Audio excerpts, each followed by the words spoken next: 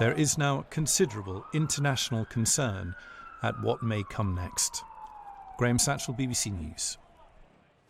Well, let's discuss that with David Desroches, who's Associate Professor of the Middle East Institute at the National Defense University in Washington. Thank you for joining us on the programme. So as we heard at the end of that report, there's real concern about what might happen next. What are your thoughts? Well, I think Hezbollah will feel that it has to respond in some way. It's difficult to see what they could do that would replicate the scale and the precision of this attack. By one estimate, it's as much as 5% of Hezbollah's fighting force that's been taken off the table. So we don't know, but it will be a challenge for Hezbollah to bounce back after this, and will be a challenge for them to restore some sort of deterrence to Israel. In the last year, it's nearly a year since October 7th of 2023, there have been various times where it's been said, could this be the moment? Is this the point where this escalates further? It becomes more of a regional conflict. Are we there now? I don't think so. What I think it's not as useful to have this sort of thing happen now in isolation.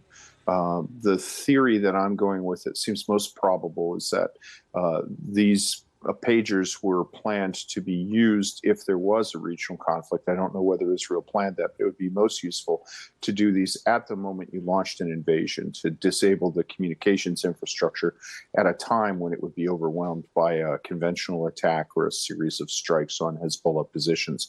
But we haven't seen that. So what that indicates to me is that it's possible that the pagers were on the verge of being discovered by Hezbollah, and Israel decided to use them rather than lose that capability and have it exposed. And of course, you know, as ever, the timing is everything with the US Secretary of State Antony Blinken in Egypt today, with meetings scheduled later today where he will discuss a peace process. Yeah, but that doesn't include Hezbollah. That's referring to the Gaza Israel conflict. So Iran's allies, the so-called axis of resistance, is actually less coordinated than would be ideal if it were really to confront Israel.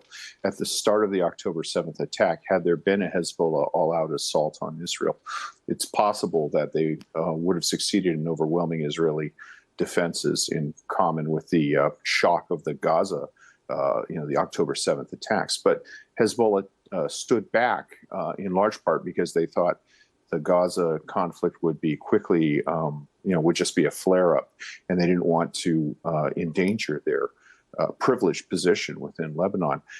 Now, as the Hamas has shown unexpected resiliency, I think that Hezbollah is sort of scrambling to catch up, and this is yet another blow to them. So they're outside of that Cairo process, and it'll be interesting to see. It has to be dealt with as a Hezbollah-Israel bilateral thing, but obviously it sets any process there back a bit. David Desroches, thank you for your time. The American